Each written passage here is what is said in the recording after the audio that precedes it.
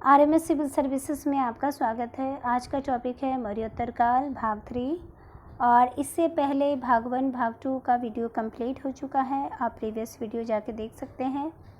और इस वीडियो में मौर्योत्तर काल का जितने भी विदेशी शासक हैं उनका संपूर्ण अध्ययन करेंगे और साथ ही साथ इससे जितने भी मौर्योत्तर काल से जो क्वेश्चन आते हैं उसका अभ्यास भी साथ में करेंगे। ओके, चलिए स्टार्ट करते हैं। जो स्टूडेंट नए हैं वो प्रीवियस वीडियो को देख सकते हैं, डिस्क्रिप्शन में लिंक दिया हुआ है। मौर्योत्तर काल इतिहास में काफ़ी इम्पॉर्टेंट रोल अदा करता है, खास करके आर्थिक क्षेत्र और इसकी सांस्कृतिक कला, ये सब क्षेत्र काफ़ी इम्पॉर्टेंट है, तो ध्यान रखिएगा। सबसे पहला क्वेश्चन ये बनता है कि मौर्योत्तर काल का इतिहास कालखंड में क्या है। ओके, तो इसका कालखंड कौन कौन सा है, मतलब किस ईस्वी में है, तो यहाँ पे देखते हैं 200 BC से 300 AD तक चलता है। ठीक है, अब ये ध्यान रखिएगा। और विदेशी शासकों में इसका सीरीज याद कीजिएगा कि विदेशी शासकों में कौन कौन से आए थे। जैसे कि ये क्वेश्चन आएगा कि क्या शक शासक मौर्योत्तर काल, ये गुप्तोत्तर काल में आए थे, तो नहीं, ये मौर्योत्तर काल के हैं विदेशी शासक। तो इंडो ग्रीक शासक हैं, शक शासक हैं, पल्लव शासक हैं, कुषाण शासक हैं। तो ये इम्पोर्टेंट है और ये सीरीज याद कर लीजिएगा कि पहले कौन आए और लास्ट कौन है। ये सीरीज बहुत ही इम्पोर्टेंट है। ये क्वेश्चन में बहुत सारे एग्जाम में आ चुके हैं क्वेश्चंस। ओके, और यहाँ पे हिंद यूनानी शासक के बारे में जान लेते हैं। हिंद यूनानी शासक जो है, इनका जो साम्राज्य था, ये साम्राज्य देख लीजिए। क्यों मैं पढ़ती हूँ, क्यों इतिहास में पढ़ा जाता है हिंद यूनानी शासक विदेशी शासक हैं, इसी बात है क्योंकि इन्होंने भारतीय क्षेत्र पर आक्रमण कर अपना साम्राज्य स्थापित किया था, इसीलिए हम सबको इतिहास में पढ़ना पड़ता है। तो सबसे पहला है कि भारतीय ग्रंथों में इनके लिए यवन शब्द आया है। यवन शब्द इतिहास में कितनी बार मैं बता चुकी हूँ, यवन शब्द आया है। और इनके जानकारी के स्रोत है, जैसे हिंद यूनानी शासक थे, मिनांडर थे, तो हमें जानकारी कहाँ से मिलती है, तो ये सिक्कों के आधार पे मिलती है, साहित्य के आधार पे मिलती है। जैसे कि मिलिंद पन्हो, मिलिंद जो है, मिलिंद पन्हो एक बौद्ध ग्रंथ है, उससे भी जानकारी मिलती है। मिलिंद जो हिंद यूनानी शासक सबसे महत्वपूर्ण शासक थे, मिलिंद, उनके बारे में जानकारी हमें मिलिंद पन्हो से मिलती है। और एक क्या है कि भारत में यवनों के आक्रमण की जानकारी हमें किससे मिलती है, तो गार्गी संहिता से। ओके, गार्गी संहिता से। ओके, और एक क्वेश्चन ये बनता है कि ये गार्गी संहिता जो पुस्तक है ये किस विषय से संबंधित है, तो ये ज्योतिष से संबंधित है, ज्योतिष विषय से। ओके, आप इसे ध्यान रखिएगा। और इसमें कुल 30 शासक हुए हैं, 30 शासक। इसकी 2 शाखा हैं, पहला है डेमेस्ट्रियस शाखा और दूसरा है यूकेटाइडस की शाखा। आप बस इसे ध्यान रखिएगा। डेमेस्ट्रियस की है, उसकी राजधानी शाकल है, जिसे वर्तमान में सियालकोट कहते हैं, और वो पंजाब में है। ओके, पंजाब ये क्षेत्र है, पंजाब, यहाँ पे ये डेमेस्ट्रियस का शासन पंजाब क्षेत्र था, ये वाला क्षेत्र था। ओके, तो ये डेमेस्ट्रियस का शासन था। और इस शाखा का प्रथम शासक जो था वो दमित्र था। ओके, दमित्र था, उसने 183 BC में भारतीय भूभाग पे आक्रमण कर अफगानिस्तान और पंजाब पर अधिकार कर लिया। डेमेट्रियस ने भारतीय शासकों की तरह उपाधि धारण की, यानी भारतीय बनने का प्रयास। यूनानी तथा खरोष्टी दोनों लिपियों वाले सिक्के चलाए। ठीक है, डेमेट्रियस के 2 सेनापति थे। कौन था, एक अपोलोडोट्स था और दूसरा कौन था, मिनांडर था। ओके, इसके बारे में विशेष रूप से जानना है। मिनांडर किसके सेनापति था, तो ये डेमेस्ट्रियस का सेनापति था। और यहाँ पे देख लेते हैं मिनांडर कि मिनांडर इसने अपनी राजधानी कहाँ बनाई, तो शाकल, सियालकोट, पंजाब। ओके, और यह जो था ये इंडो ग्रीक शासक था, शासन था, और इन्हें बौद्ध ग्रंथ में क्या कहा जाता है, मिलिंद पन्हो। और इन्हीं के नाम पर एक मिलिंद पन्हो नामक पुस्तक की रचना की गई, बौद्ध ग्रंथ की पुस्तक है। ओके, और उसमें मिलिंद और नागसेन एक बौद्ध भिक्षु है, उनके बीच में वार्तालाप का वर्णन किया गया है मिलिंद पन्हो में। ओके, तो एक चीज़ आ गया ना कि मिलिंद, ये मिनांडर के बारे में हमें कैसे जानकारी मिलती है, तो ये बौद्ध ग्रंथ मिलिंद से मिलती है। अब यहाँ देखते हैं, यूनानी लेखक जो है स्ट्रैबो के अनुसार मेनांडर ने पाटलिपुत्र तक आक्रमण किया था, जिसकी पुष्टि बात के रेह नामक स्थान से अभिलेख से प्राप्त होती है। इसका जो साम्राज्य पूर्वी क्षेत्र में कहा जाता है कि पूर्वी क्षेत्र में था, और इसका दक्षिणी क्षेत्र जो था ये गुजरात बेरीगाजा था। ओके, मैं दिखा देती हूँ यहाँ पे मैप। बेरीगाजा यहाँ पे देखिए,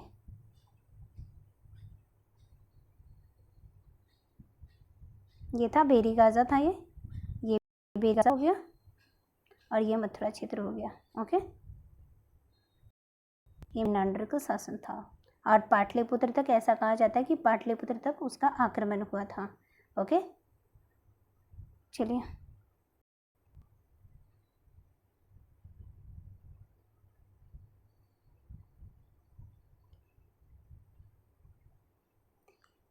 इसके बाद देखते हैं पेरीप्लस ऑफ द इरिथ्रियन सी के अनुसार बेरीगाजा जो गुजरात में था, बेरीगाजा में मेनांडर के सिक्के मिले हैं। ओके, मेनांडर के सिक्के पर हाथी का चित्र, धर्म चक्र, धार्मिक से शब्द मिलते हैं। इससे ये पता लगता है कि उसने बौद्ध धर्म ग्रहण किया, बौद्ध धर्म अपनाने का प्रमाण मिलता है। ठीक है, बौद्ध ग्रंथ मिलिंद पन्हों, जैसा कि आपको बताएं, बौद्ध ग्रंथ मिलिंद पन्हों में बौद्ध भिक्षु नागसेन और मेनांडर के बीच वाद विवाद का उल्लेख किया गया है। तो क्वेश्चन यहाँ आएगा कि मिलिंद पन्हों किस धर्म से संबंधित है और इसमें क्या वर्णित है, तो ये वर्णित है। ठीक है, नागसेन और मेनांडर के वाद विवाद का उल्लेख किया गया इसमें। और इसने सोने तथा चांदी के सिक्के चलवाए, जिसे यूनानी में द्रम कहा गया, यूनानी भाषा में द्रम कहा गया। ये देखिए, ये मेनांडर के सिक्के हैं और इसके सिक्के कहाँ मिले हैं, तो बेरीगाजा में मिले हैं। ओके, बेरीगाजा में मिले हैं। एक क्वेश्चन यहाँ पे ये बनता है, बहुत ही इंपॉर्टेंट है, पेरीप्लस ऑफ इरिथ्रियन सी, ये जो पुस्तक के लेखक हैं ये अज्ञात हैं, इनके बारे में नहीं पता कि इस पुस्तक के लेखक कौन है। ओके, और इस पुस्तक, जैसे कि ये पुस्तक जो है प्रथम शताब्दी की पुस्तक है, बहुत ही इंपॉर्टेंट है, भारत में व्यापारिक क्षेत्र का जो वर्णन करता है। जैसे कि यहाँ पे बताते हैं कि ये जो क्षेत्र है, ओके,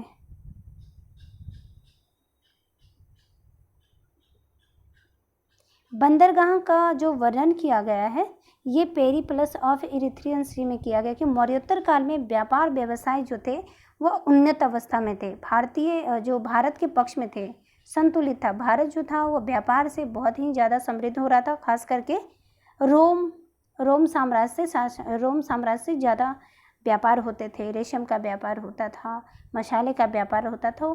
तो किस बंदरगाह से होते थे, इस तो पेरीप्लस ऑफ इरिथ्रियन सी में इसका वर्णन किया गया है कि यहाँ पे मुजरिस बंदरगाह था, केरल में था, यहाँ पे बेरीगोजा का बंदरगाह था।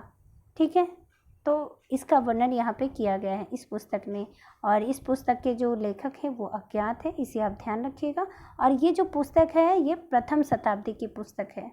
ओके, और यूकेटाइडस का देख लेते हैं। यूकेटाइडस वंश या शाखा, इसकी राजधानी तक्षशिला थी। तक्षशिला तो पता है आपको कि तक्षशिला कहाँ पे है, तक्षशिला जो है ये देख लीजिए, तक्षशिला यहाँ पे पड़ता है। ओके, ये तक्षशिला हो गया, ये तक्षशिला हो गया। ओके, तो यहाँ पे शासन था, यूकेटाइडस की शाखा थी। और डेमेट्रियस का शासन क्या था, तो सियालकोट था। ओके, सियालकोट यानी पंजाब, शाकल पंजाब। ओके, आपको मैप से ज़्यादा याद रहेगा, इसी वजह से ऐसे करके मैं बता रही हूँ। ओके, यूकेटाइडस वंश ये तो देख लिए। अब यहाँ पे देखते हैं शासक जो था यूकेटाइडस का हेलियोक्लिस था, हेलियोक्लिस।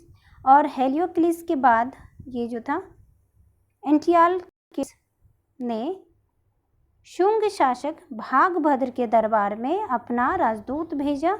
राजदूत का नाम क्या था, हेलियोडोरस भेजा, और इसने विदिशा में गरुड़ स्तंभ को स्थापित किया। अब यहाँ पे ये देखिए, इसके बाद हेलियोक्लिस के बाद एंटियालकिड्स। क्वेश्चन ये आएगा, आप इसके बारे में जानते होंगे, भागभद्र के बारे में। भागभद्र कौन था, तो शुंग वंश के शासक हैं ये भागभद्र। ओके, और इनका जो शासन था वो एमपी क्षेत्र में था। ओके, ये एमपी क्षेत्र होता है, यहाँ पे विदिशा था, विदिशा में इनका शासन था भागभद्र का। और यहाँ पे गरुड़ स्तंभ, विदिशा में गरुड़ स्तंभ का निर्माण किया गया था।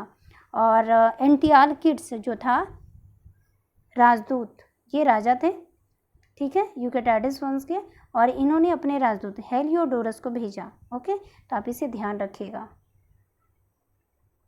और इस वंश का जो अंतिम शासक था वो हर्मिस यूकेटाइडिस था। ये हर्मिस था, यूकेटाइडिस वंश का अंतिम शासक था। पश्चिमोत्तर भारत में कहा जाता है कि पश्चिमोत्तर भारत में जो हिंद यूनानी का जो शासन था वो 200 वर्षों तक चलता है। ओके, तो ये आप इसे ध्यान रखिएगा।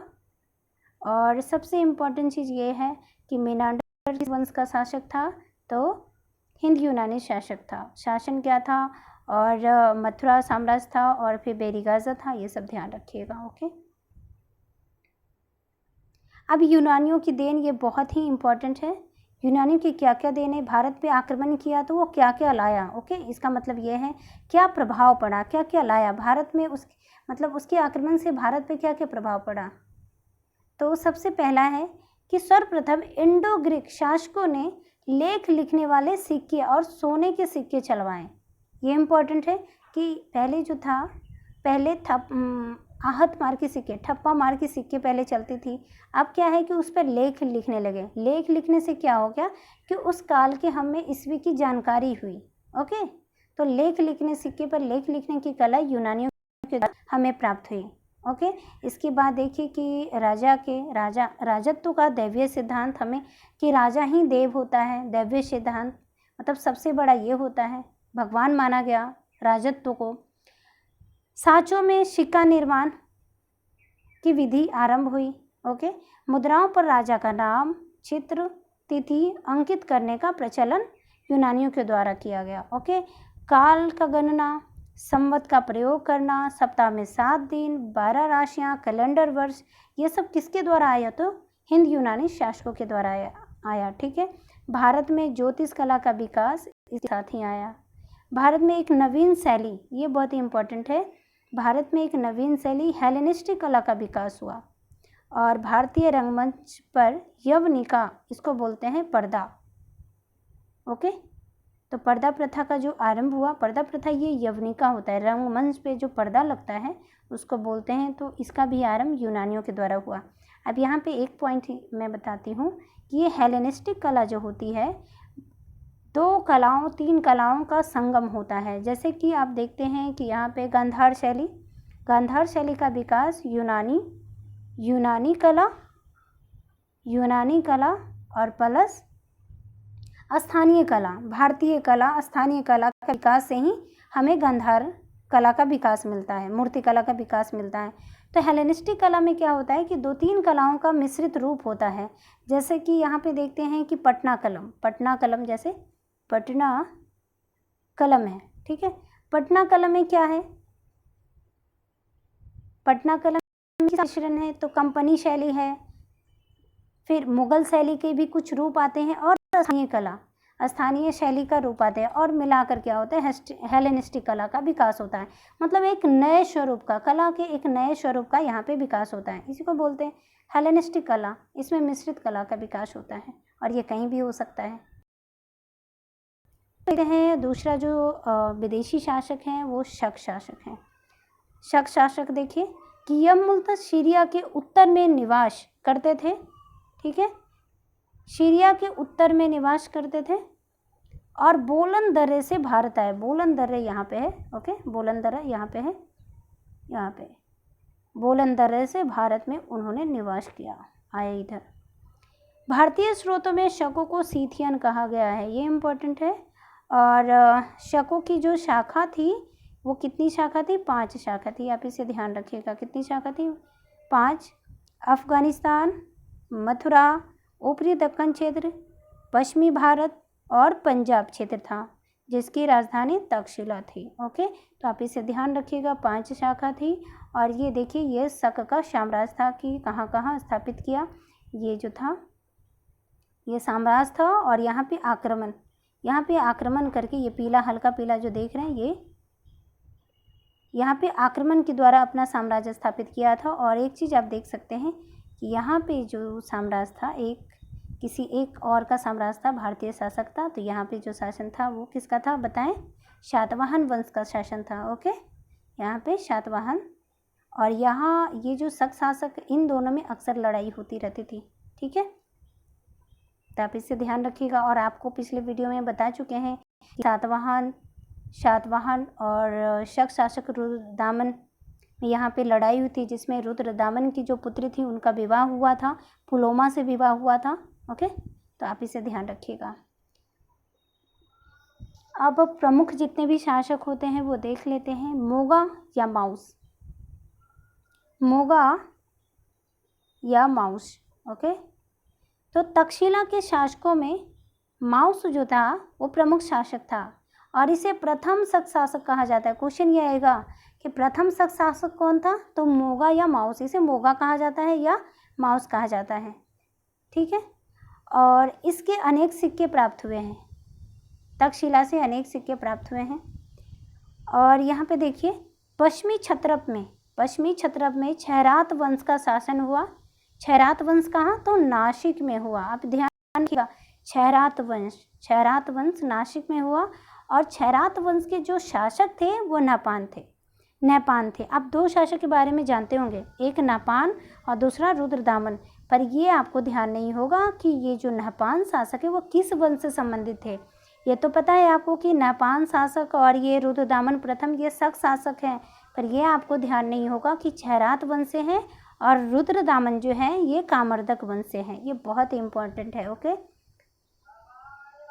तो ये क्षैरात वंश है, इनका शासन नासिक था और इसके जो शासक थे वो नहपाल शासक थे। यहाँ देख लेते हैं, महाराष्ट्र के पश्चिमी क्षेत्र में शक शासकों में क्षत्रप का नहपान सबसे प्रमुख था। ठीक है, सातवाहन शासक गौतमीपुत्र सातकर्णी से पराजित हुआ था। नहपान के सिक्के पर इसके लिए राजा शब्द आता है, यानी कि इन्होंने भारतीय शासकों की भांति राजा की उपाधि धारण की और इसके सिक्के जो है अजमेर नासिक तक मिले हैं।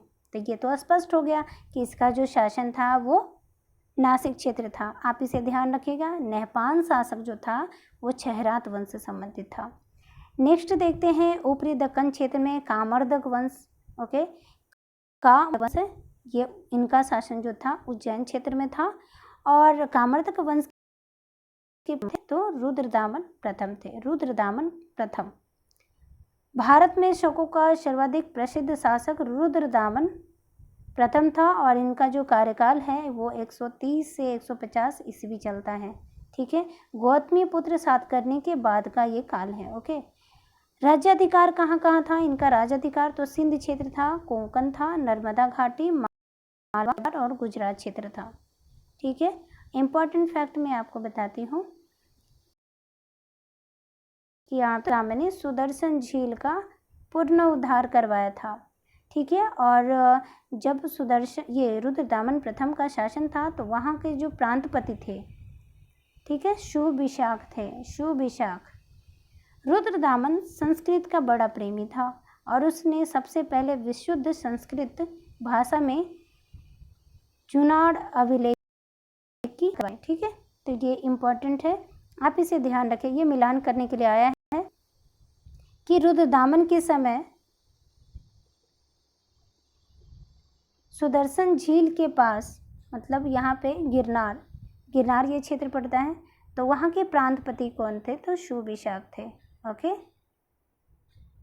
और यहाँ पे देखिए शक वंश का अंतिम शासक कौन था, तो रुद्र सिंह तृतीय था। ओके, और जिसे गुप्त शासक चंद्रगुप्त द्वितीय ने पराजित कर पश्चिमी क्षत्रपों से राज्य को अपने साम्राज्य में मिला लिया। यानी कि इसका मतलब ये हुआ, यहाँ पे मैप दिया होगा, सॉरी यहाँ पे मैप नहीं दिया है। ओके, ये यहाँ पे शासन है, ये सब शासन जो है गुप्त शासन यहाँ पे स्थापना होता है। चंद्रगुप्त द्वितीय ने ये सब क्षेत्र को अपने साम्राज्य में मिला लेता है। ओके, और शक का अंत हो जाता है, ये ध्यान रखिएगा। रुद्र सिंह तृतीय होता है शक वंश का अंतिम शासक और इसी के उपलक्ष्य में चांदी के सिक्के जारी करता है कौन, चंद्रगुप्त द्वितीय। आप इसे ध्यान रखिएगा। अब देखते हैं पहला वंश पार्थियन साम्राज्य। देख लीजिए कि ये जो साम्राज्य था पार्थियन वंश का, ये देख रहे हैं पार्थियन वंश का ये साम्राज्य था, और इधर भी साम्राज्य आ जाता है। ओके, अप्रत्यक्ष शासन होता है, प्रत्यक्ष शासन तो ये होता है, अप्रत्यक्ष शासन मतलब आक्रमण जो होता है। यहाँ पे देखिए पार्थियन लोगों का मूल निवास स्थान जो था वो ईरान था। शक का कहाँ था? सीरिया था। सीरिया कहाँ पड़ता है? एक यहाँ है सीरिया। ओके, सीरिया ये वाला क्षेत्र है। पश्चिमोत्तर भारत में शकों के आधिपत्य के बाद पार्थियन लोगों का आधिपत्य हुआ। शकों के बाद कौन आए? तो सीथियन आए। पश्चिमोत्तर भारत में देख रहे हैं, पश्चिमोत्तर भारत ये सब जो क्षेत्र आ जाते हैं ये आते हैं पहलव वंश के अधिकार क्षेत्र में। भारत में पार्थियन साम्राज्य का वास्तविक संस्थापक कौन होता है? तो मिथियोडाटस प्रथम होता है। पहलव वंश का सर्वाधिक शक्तिशाली शासक गोंडोफर्गीज होता है, गोंडोफर्गीज। और इस साम्राज्य का अंत जो करता है वो कुषाण करते हैं। और उसके बाद क्या होता है? कुषाण साम्राज्य की स्थापना होती है, जिसमें कनिष्क जो होते हैं बहुत ही प्रमुख शासक होते हैं। तो आप इसे ध्यान रखिएगा। कुछ पॉइंट जो है जैसे कि ये है कि इसके पहले शक के बाद जो है पहलव वंश आए हैं, ये ध्यान रखिएगा। और वास्तविक संस्थापक जो हैं भारत में पार्थियन वंश के वो मिथियोडाटस हैं।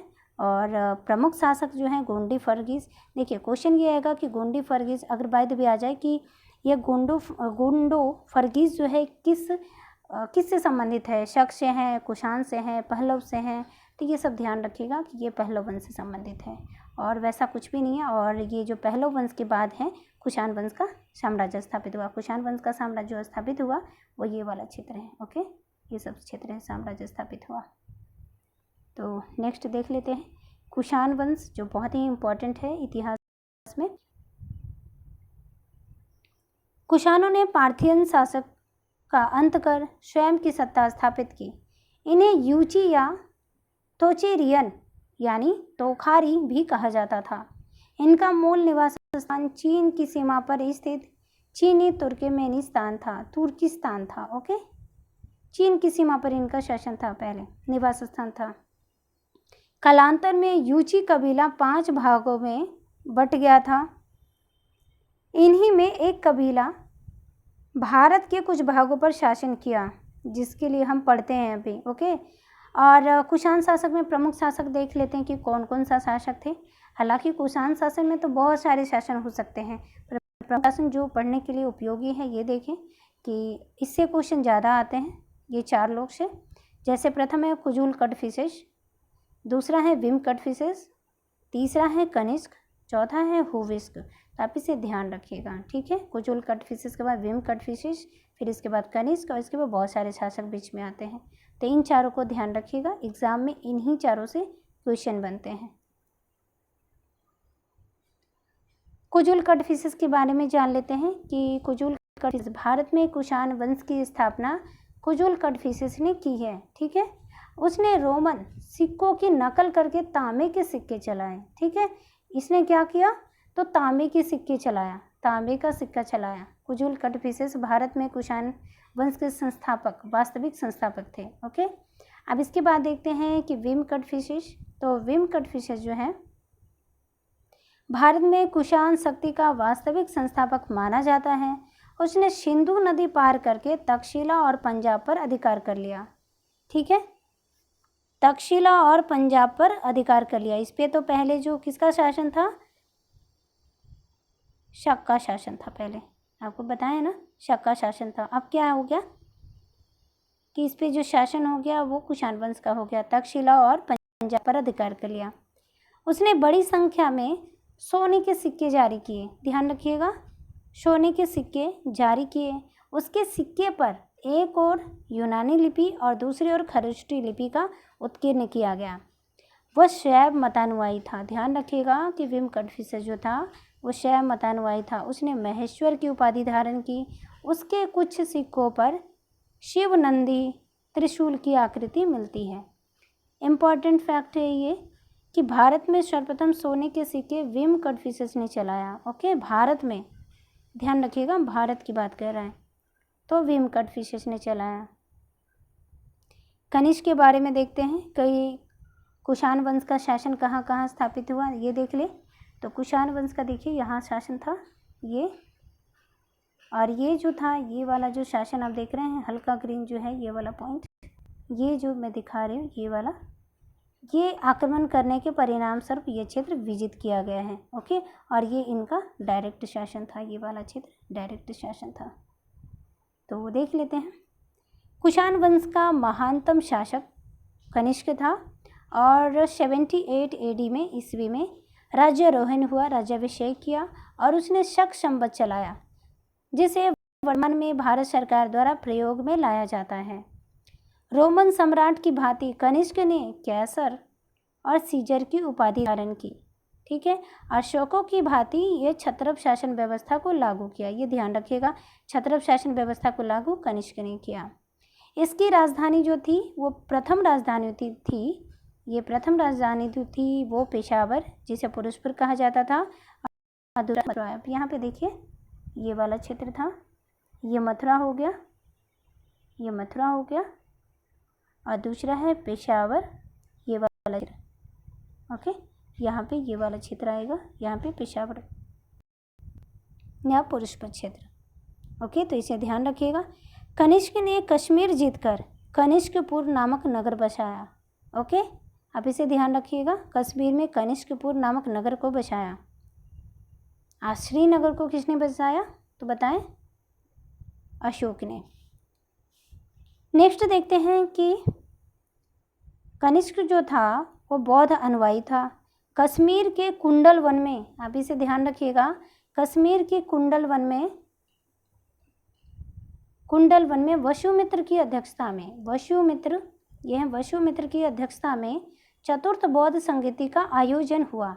ठीक है, कनिष्क को द्वितीय अशोक कहते हैं, ये इंपॉर्टेंट है। अशोक तो पहला था जो मौर्य साम्राज्य का शासक था, बहुत ही प्रतापी शासक था, और दूसरा जो अशोक कहलाता है वो कौन कहलाता है तो कनिष्क कहलाता है। क्यों कहलाता है? वो इसलिए क्योंकि बौद्ध धर्म को राजकीय संरक्षण प्रदान किया और बहुत सारे कार्य किया अपने बौद्ध धर्म के लिए, और साथ ही साथ जो बौद्ध धर्म का चतुर्थ संगति आयोजन किया गया इसी के शासनकाल में किया गया, इसके संरक्षण में किया गया, कुंडल वन में किया गया। क्वेश्चन ये आएगा, ये इजी क्वेश्चन, आप यहाँ देखिए कुंडल वन कहाँ है, अब ध्यान रखिएगा, तो कश्मीर में है, ये ध्यान रखिएगा। और चतुर्थ बौद्ध संगति का आयोजन कनिष्क के काल में हुआ और अध्यक्षता वसुमित्र के काल में, और उपाध्यक्ष कौन थे तो अशोघोष थे। ओके, कनिष्क ने अनेक बौद्ध विहार, चैत्य, स्तूपों का निर्माण कराया और साथ ही साथ एक जो अपनी राजधानी में पुरुषपुर नामक स्तूप का निर्माण कराया, इसे आप ध्यान रखिएगा। और स्तूप की रचना तो आपको हम प्रीवियस वीडियो में बता चुके हैं कि स्तूप की रचना क्या क्या होती है। ओके, और इसके राज दरबार में कौन कौन से थे? विद्वान थे, चिकित्सक थे। तो आप देखिए ये क्वेश्चन अक्सर आता है कि पार्श्व किसके राज दरबार में थे, तो देख लीजिए कि इनके राज दरबार में, कनिष्क के राज दरबार में पार्श्व थे, अश्वघोष थे, वसुमित्र, चरक और नागार्जुन थे। ओके, अश्वघोष की जो पुस्तक है ये एक बहुत बड़े साहित्यकार थे। ओके, आप ध्यान रखिएगा अश्वघोष, और इन्होंने बुद्ध चरित्र और सूत्रालंकार की रचना की। बुद्ध चरित्र और सूत्रालंकार पुस्तक की रचना किसने की तो अश्वघोष ने की। वसुमित्र महाभाष्य शास्त्र की पुस्तक लिखा, जिसे बौद्ध ग्रंथ का विश्वकोश कहा जाता है। इसे ध्यान रखिएगा कि बौद्ध ग्रंथ का विश्वकोश किसे कहा जाता है। ओके, तो महाविभाष शास्त्र को कहा जाता है। और किसकी रचना है तो वसुमित्र की रचना है। वसुमित्र किसके राजदरबारी थे, मतलब राजदरबार में रहते थे, कनिष्क के राजदरबार में रहते थे। चरक के बारे में देख लेते हैं कि चरक जो है, ओके, चरक तो ये राजवैद्य थे, कनिष्क के शासनकाल में राजवैद्य थे, राजदरबार में थे, और आयुर्वेद के आचार्य थे, राजवैद्य और आचार्य थे।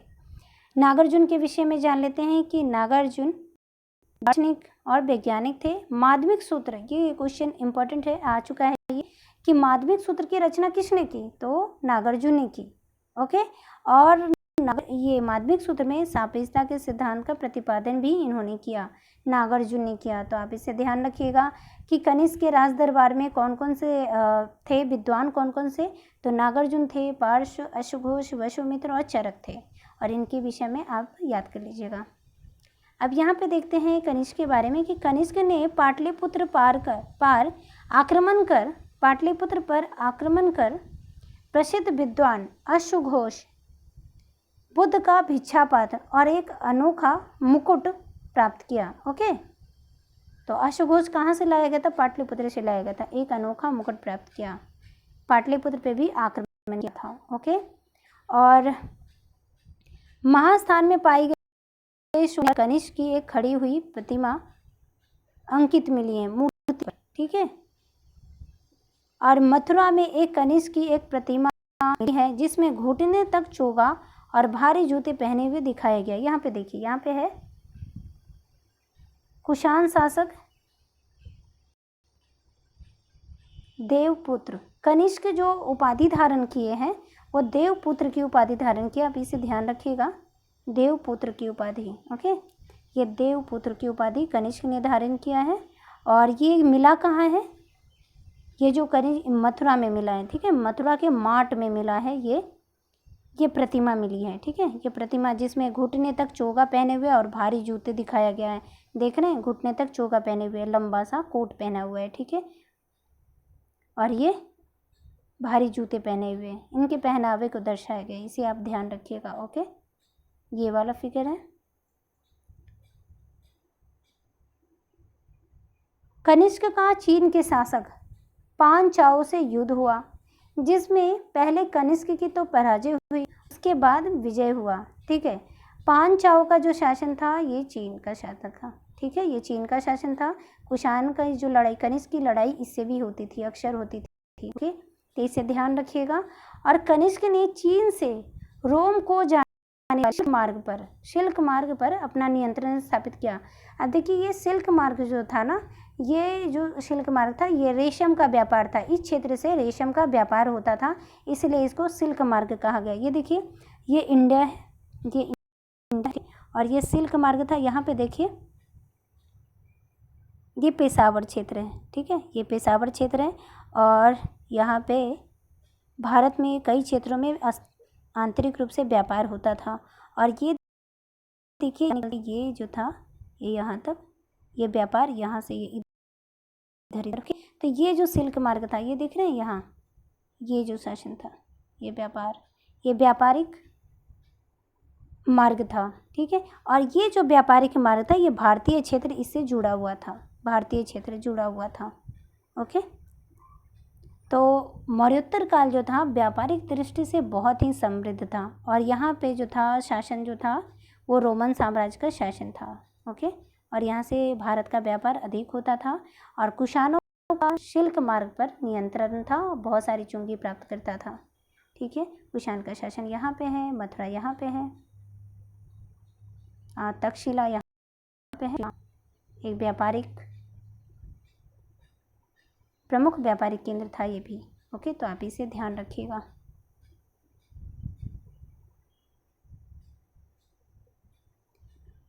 कनिष्क कालीन कला एवं संस्कृति के बारे में जान लेते हैं।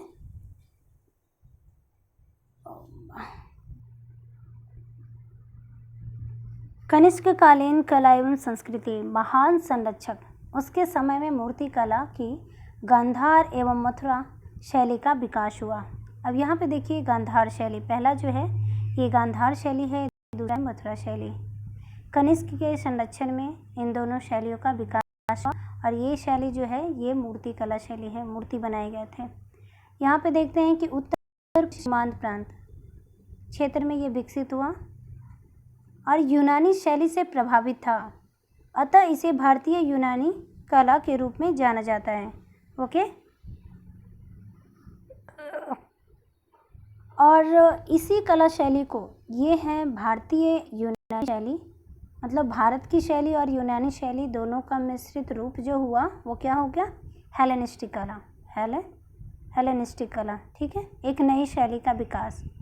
यहाँ पे एक पॉइंट ये है कि बुद्ध के जो चित्र यहाँ से जो है, ये बुद्ध के चित्र, गांधार शैली में बुद्ध के चित्र बनाए जाते थे और नीले धूसर बलुआ पत्थर से बनाए जाते थे। ठीक है, नीले और हरा धूसर बलुआ पत्थर से बनाए जाते थे, ये पॉइंट आप याद रखिएगा।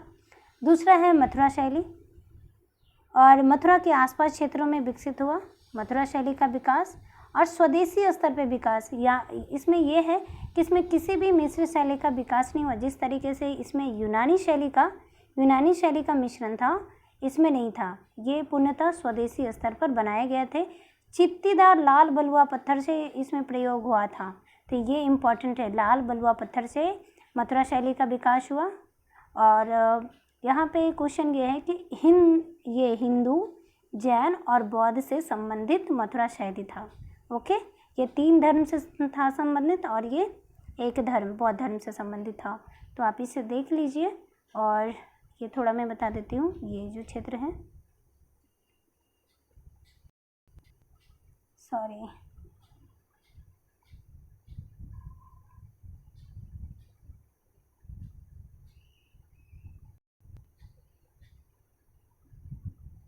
ये देखिए, ये मथुरा हो गया, ये वाला क्षेत्र यहाँ पे मथुरा हो गया। तो यहाँ पे मथुरा शैली का विकास हुआ और ये जो था गांधार शैली का विकास हुआ। ओके, और कनिष्क का शासन तो ये सब क्षेत्र था ना, तो आप इसे ध्यान रखिएगा। ये बहुत ही इम्पोर्टेंट कशकालीन कला एवं संस्कृति। और यहाँ पे देखते हैं कि होविस्क वासिस्क का उत्तराधिकारी था तथा उसने कश्मीर में होविस्कपुर नामक नगर की स्थापना कराया, जिसका उल्लेख कनिष्क के राजतरंगिणी में किया गया है। ओके, कनिष्क के राजतरंगिणी में होविस्कपुर नामक नगर की स्थापना किया। तो कनिष्कपुर नगर की स्थापना कनिष्क ने किया, होविस्कपुर नगर की स्थापना किसने किया? तो होविस्क ने किया। जिसका उल्लेख किसने किया है? तो कल्हण ने किया अपनी पुस्तक राजतरंगिणी में। एक क्वेश्चन आता है कि राजतरंगिणी जो है पुस्तक है, इतिहास का वर्णन करता है, तो किस राज्य का, कहाँ का? तो कश्मीर के इतिहास का वर्णन करता है। हरि सिंह के काल में ये इसकी रचना की गई थी। हालांकि 3 शासक के काल में रचना की गई थी राजतरंगिणी का, पर अंतिम जो शासक थे वो हरि सिंह थे। और इसके बाद देखते हैं कि होविस्क के बाद आते हैं वासुदेव। कनिष्क कुल का अंतिम महान शासक होता है वासुदेव। आप इसे ध्यान रखिएगा कि कनिष्क कुल का अंतिम जो शासक कौन है? तो वासुदेव हैं। कुषाणों ने सर्वप्रथम भारत में शुद्ध स्वर्ण मुद्राएं चलाई, इसे ध्यान रखिएगा। अब यहाँ पे एक कलेक्शन है सिक्काओं का, इसे ध्यान रखें कि सर्वप्रथम सोने के सिक्के किसने चलाया? तो हिंद यूनानी शासक ने चलाया।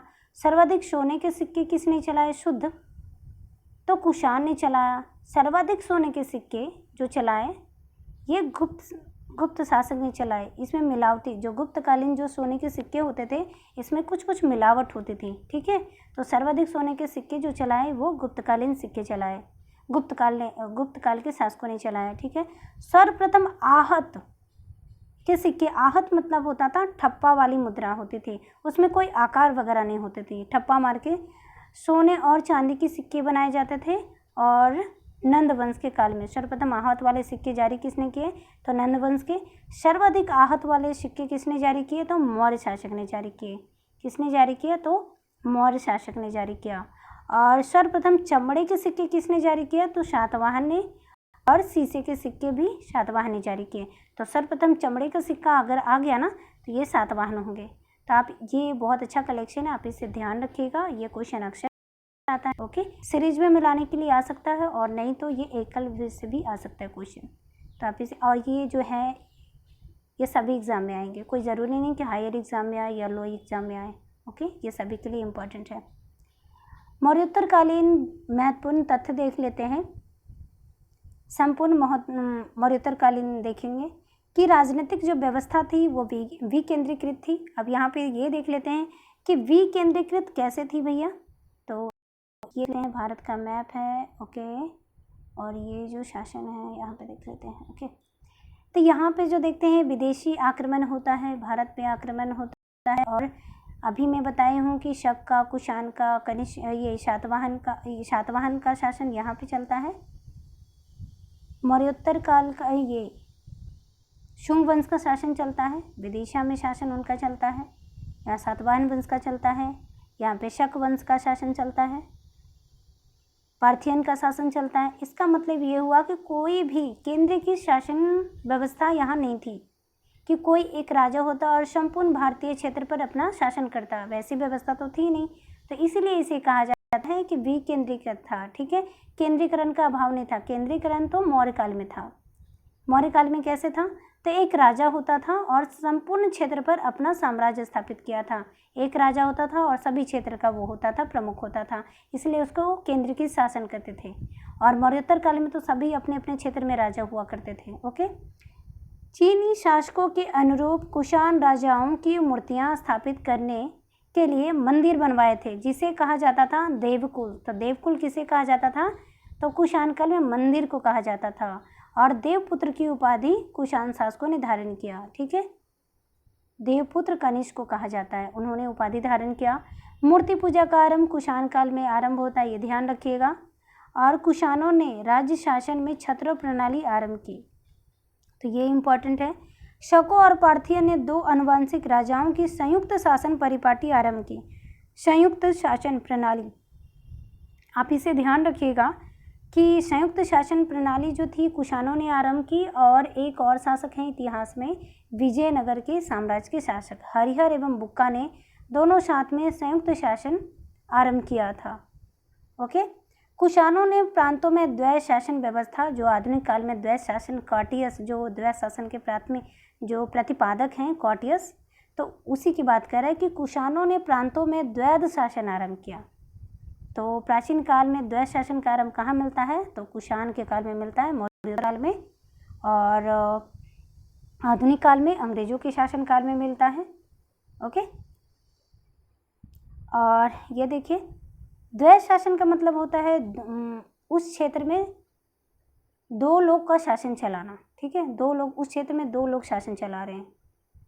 सोना, चांदी, तांबा और शीशा को मिलाकर एक सिक्का बनाया जाता था, जिसे करशापन कहा जाता था। करशापन कहा जाता था।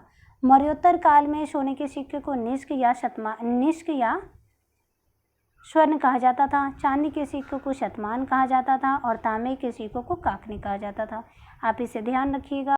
मौर्योत्तर काल में जो मौद्रिक व्यवस्था थी वो बहुत ही मजबूत थी, इसीलिए तो व्यापार वाणिज्य बहुत ही मतलब सभी देशों से होता था, क्योंकि किसी भी साम्राज्य की, किसी भी देश का अगर मौद्रिक प्रणाली उन्नत हो तो लेन देन की व्यवस्था अच्छी होती है।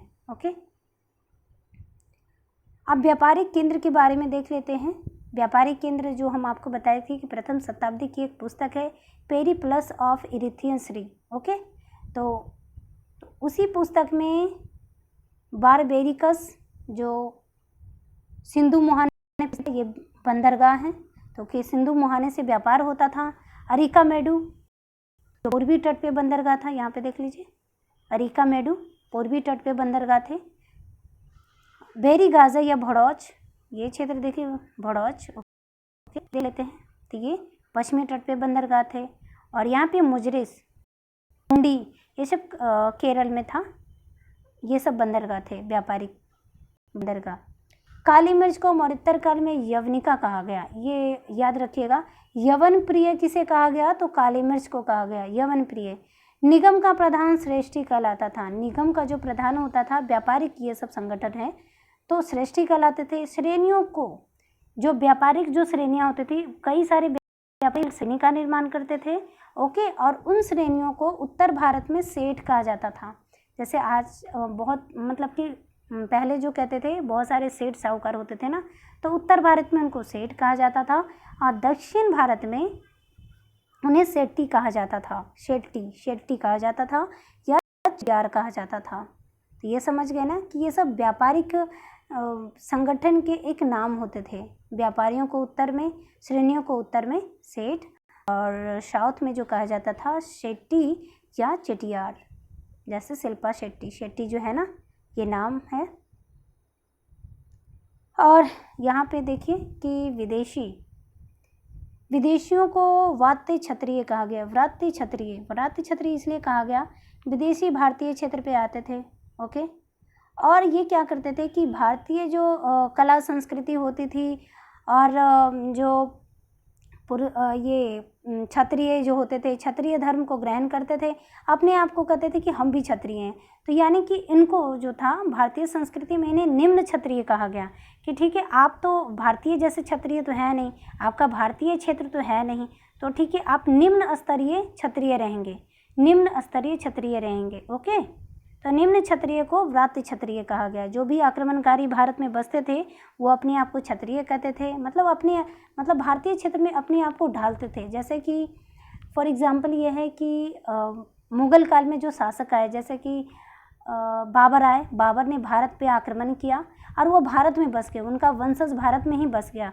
तो उसी तरीके से मौर्योत्तर काल में बहुत सारे विदेशी शक, सिथियन ये सब आए, कुषाण आए, तो भारतीय क्षेत्र में बस गए और अपने आप को क्षत्रिय कहने लगे। ठीक है, क्षत्रिय मतलब सबकी रक्षा करने वाला राजा बन गए ये वाले क्षेत्र, इधर क्षेत्र पे।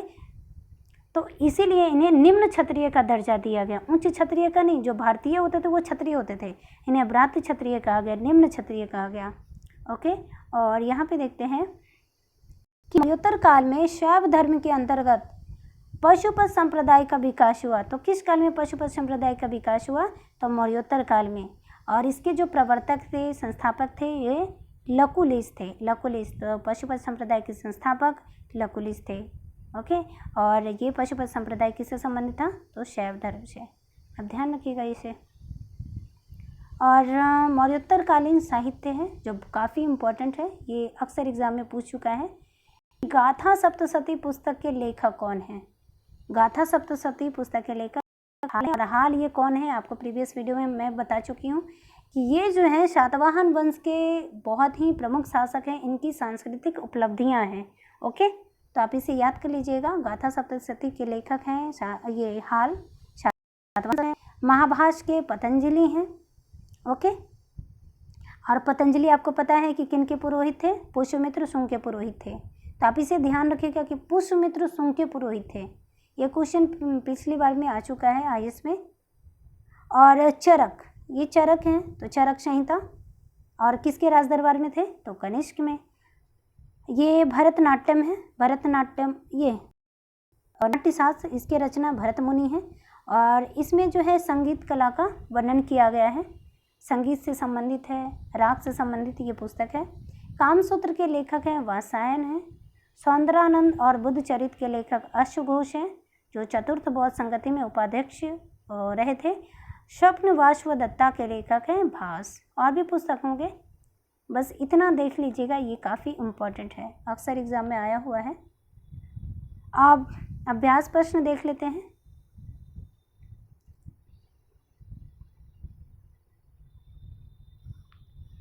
शुंग वंश के बाद किस वंश ने भारत पर राज किया?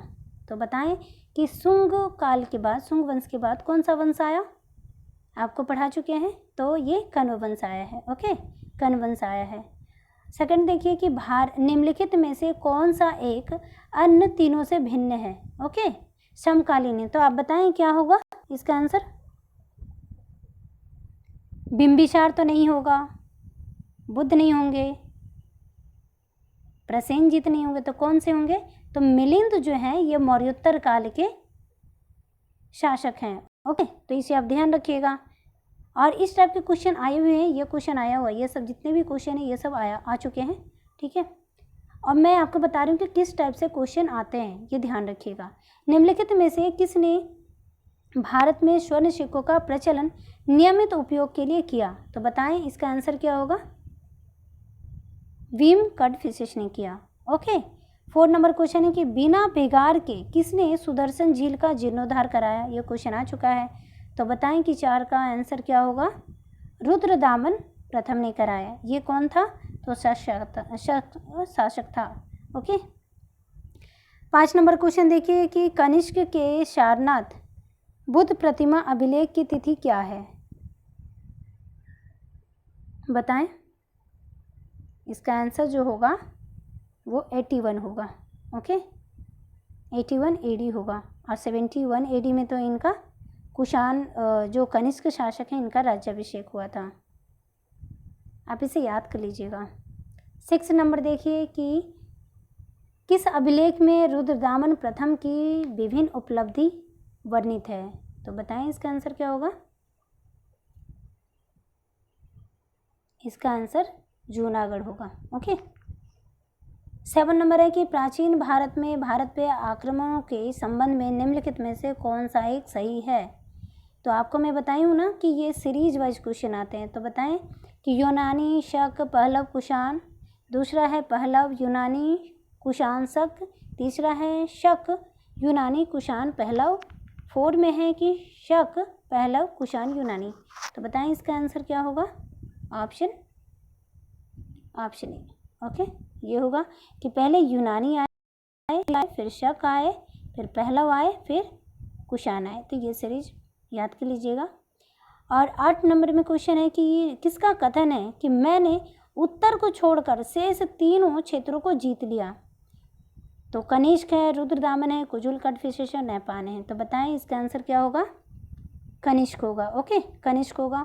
और ये अब ध्यान रखिएगा कि किससे कौन कौन संबंधित है। जैसे कुजुल, कटफिशेश, कनिष्क जो है कुषाण वंश से, रुद्रदामन शक हैं, और नैपान बताएं, नैपान किससे हैं? आप इसका आंसर बताइएगा। 9 नंबर देखिए, निम्नलिखित में से कौन सा शख्स शासक वर्ण व्यवस्था का रक्षक कहा जाता है? तो इसका आंसर बताएं। शिमुख है, गौतमीपुत्र, सातकर्णी, खारवेल, वासुदेव। वर्ण व्यवस्था का रक्षक, आपको मैं सातवाहन वंश पढ़ा चुकी हूँ, तो इसका आंसर होगा बी। ओके, 10 नंबर क्वेश्चन देखिए कि निम्नलिखित कथनों में से कौन सा कथन सत्य नहीं है? तो पहले में है कि पुष्यमित्र शुंग ने 2 अश्वमेध यज्ञ किए थे, क्या ये सही है? दूसरा है कि पतंजलि पुष्यमित्र के पुरोहित थे।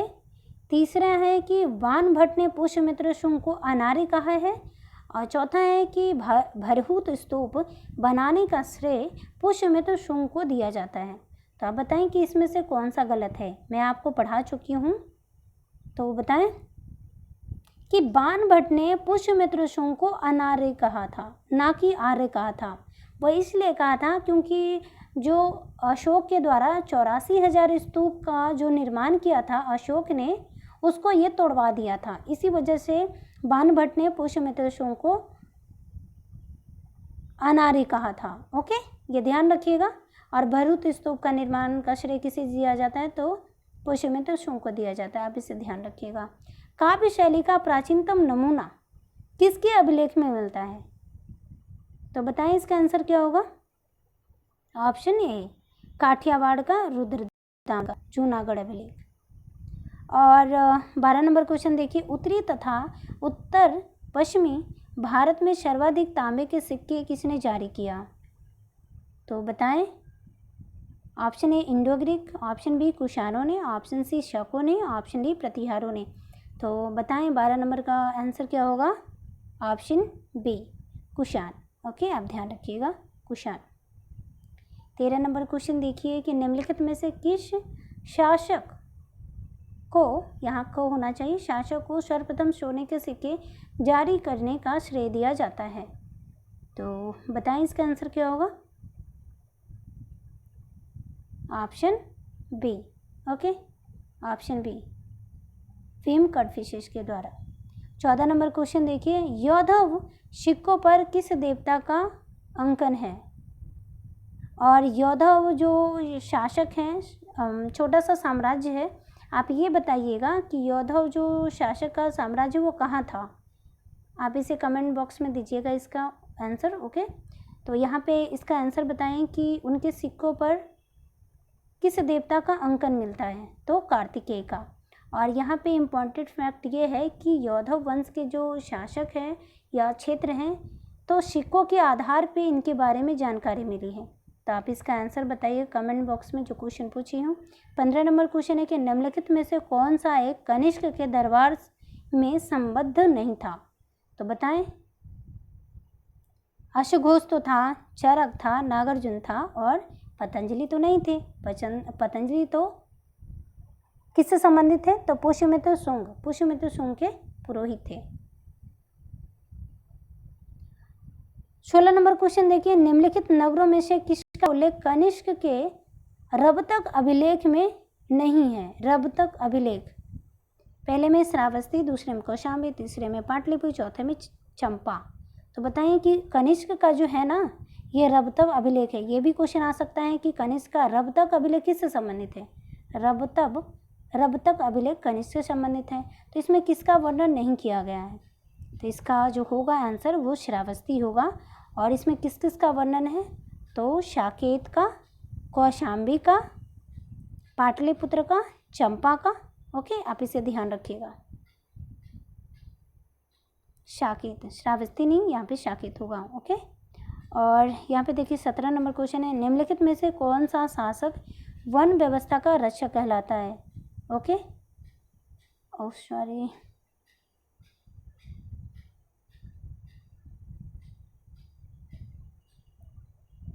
तो 17 नंबर क्वेश्चन का आंसर बताएं कि निम्नलिखित में से कौन सा शासक वन व्यवस्था का रक्षक कहलाता है।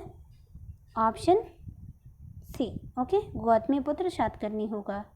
17 नंबर क्वेश्चन। 18 नंबर है कि निम्नलिखित में से किस चीनी जनरल को कनिष्क को हराया, किस चीनी जनरल ने कनिष्क को हराया। Option A Pan Chao, option B Pan Yang, option C Shi Huangti, option D Hoti, हो और टी अलग अलग है। तो बताएं इसका आंसर क्या होगा। Option A Pan Chao. 19 number question देखिए, निम्नलिखित में से किस वंश के साम्राज्य की सीमाएं भारत से बाहर फैली थी। तो इसका आंसर क्या होगा बताएं। ऑप्शन सी कुषाण का, कुषाण साम्राज्य का शासन भारत के बाहर क्षेत्र में था। बाल विवाह, ये क्वेश्चन बहुत ही इंपॉर्टेंट है, आप इसे ध्यान रखें कि बाल विवाह का आरंभ किस काल में हुआ। मौर्य काल, कुषाण काल, गुप्त काल, हर्षवर्धन काल। तो इसका आंसर जो होगा वो कुषाण काल होगा। 21 नंबर क्वेश्चन देखिए, गांधार कला शैली का संश्लेषण है, मतलब गांधार कला शैली किस कला का मिश्रण है, किस किस कला का मिश्रण। तो भारतीय और फारसी कला का, भारतीय या चीनी कला का, भारतीय और तुर्की अफगानी कला का, या भारतीय या यूनानी कला का। तो इसका ऑप्शन डी हेलेनिस्टिक कला, मिश्रित कला, भारतीय यूनानी कला। 22 नंबर क्वेश्चन देखिए कि निम्नलिखित में से किस मूर्ति कला में सदैव हरित स्तरित चट्टान का प्रयोग किया गया है। तो आंसर की बताएं क्या होगा कि मौर्य मूर्ति, मथुरा मूर्ति, भरहुत मूर्ति और गांधार मूर्ति। ऑप्शन डी, इसका उत्तर जो होगा वो ऑप्शन डी होगा, गांधार मूर्ति कला। नेक्स्ट देखिए कि 23 नंबर क्वेश्चन है कि निम्नलिखित में से कौन सा युग्म सही सुमेलित नहीं है, इसमें गलत कौन सा है ये देखें। तो नासिक जो अभिलेख है वो किससे संबंधित है, गौतमीपुत्र सातकर्णी से, ये तो है। देन इसके बाद बताएं कि हाथी गुफा अभिलेख किससे संबंधित है। तो कलिंग राजा खारवेल से संबंधित है, ये भी सही है। भीतरी स्तंभ लेख और गिरनार अभिलेख, ये बताएं कि इन दोनों में से कौन सा सही है। तो भीतरी जो स्तंभ लेख है वो ये गुप्त शासक जो है स्कंद गुप्त से संबंधित है, और गिरनार जो अभिलेख है ये रुद्रदामन प्रथम से संबंधित है। और ये जो पुलकेशिन द्वितीय का जो अभिलेख है ये ऐहोल अभिलेख है। ओके, ऐहोल अभिलेख है। ऐहोल अभिलेख किससे संबंधित है, तो पुलकेशिन द्वितीय से संबंधित है, आप इसे ध्यान रखिएगा। और भीतरी स्तंभ लेख किससे संबंधित है, तो गुप्त शासक स्कंद गुप्त से। 24 नंबर क्वेश्चन देखिए, निम्नलिखित शासकों में से किसके लिए एका ब्राह्मण प्रयुक्त हुआ है, मतलब एक ब्राह्मण। तो इसका आंसर बताएं क्या होगा। एक ब्राह्मण अपने आप को किसने बनाया, अपने आप को किसने कहा, तो गौतमीपुत्र सातकर्णी ने कहा। ओके, 25 नंबर क्वेश्चन देखिए कि निम्नलिखित में से कौन सा स्थान सातवाहनों की राजधानी थी, सातवाहन की राजधानी थी, तो कहाँ थी, ये प्रतिष्ठान थी। ओके, प्रतिष्ठान कहाँ था, तो महाराष्ट्र में था, आप इसे ध्यान रखिएगा। निम्नलिखित राजवंशों में सबसे पुराना राजवंश कौन सा था, आप इसे बताएं कि सबसे पुराना राजवंश सबसे पहले कौन आए इन सबसे। तो चालुक्य कब आए, आप इसे ध्यान रखिएगा। पल्लव कब आया है, राष्ट्रकूट कब आया, और सातवाहन। सातवाहन तो मौर्योत्तर काल का शासक है, मौर्योत्तर काल का। और ये जो है राष्ट्रकूट हैं, पल्लव हैं, चालुक्य हैं, ये तो गुप्त काल के बाद गुप्तोत्तर काल में आए हैं। ओके, तो आप इसे ध्यान रखिएगा, सातवाहन पहले होगा। और इसके बाद जो है विक्रम एवं शक संवत में कितना अंतर मतलब वर्षों में अंतर इसमें ढूंढना है। ऑप्शन ए 78 वर्ष, ऑप्शन बी 57 वर्ष, ऑप्शन सी 135 वर्ष, ऑप्शन डी 320 वर्ष। तो इसका आंसर जो होगा यहाँ पे तो आंसर बताया हुआ है।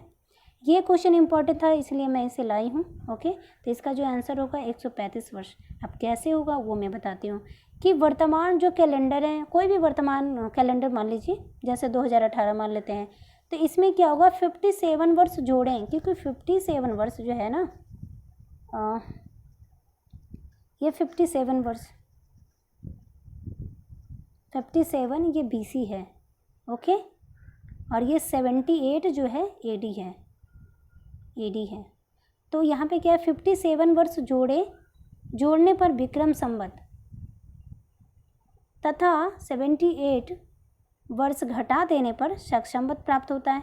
जैसे 2018 में हम 57 जोड़ते हैं तो 2075 आता है, तो ये क्या प्राप्त हो गया, विक्रम संवत प्राप्त हो गया। शक संवत में क्या करते हैं कि 2018 में हम माइनस कर देते हैं, ऐड यहाँ पे घटाना होता है, AD है, तो 1940 वर्ष होता है। ओके, आप इसमें क्या करेंगे, विक्रम संवत माइनस शक संवत इसकल टू क्या होगा 135 वर्ष। आप तो ठीक है, तो ये तो निकल गया कि शक संवत कोई भी वर्ष हम ले सकते हैं। यहाँ पे 18 की जगह पे हम 2000 अभी जो वर्तमान में 21 भी लेकर बनाएंगे तो वही आएगा 135 वर्ष। तो आप इसे ध्यान रखिएगा, ठीक है। तो ऑप्शन सी होगा। ये बहुत ही इम्पोर्टेंट फैक्ट था जो जानना जरूरी था। और एक फैक्ट और है कि नेपाल के लिच्छवी वंश राजा धर्मपाल भूतिवर्मा विक्रमादित्य ने कृत संवत मालव संवत चलाया, जिसे कहते हैं विक्रम संवत। ओके, तो विक्रम संवत का जो नाम है वो कृत संवत भी है और मालव संवत भी है। ओके, तो आप इसे ध्यान रखिएगा और इसे याद कर लीजिएगा। ये क्वेश्चन काफ़ी इंपॉर्टेंट है, जनरल नॉलेज के लिए भी इम्पॉर्टेंट है कि 135 वर्ष होता है अंतर दोनों का। और नेक्स्ट वीडियो जो है मैं गुप्त काल से संबंधित लाऊंगी।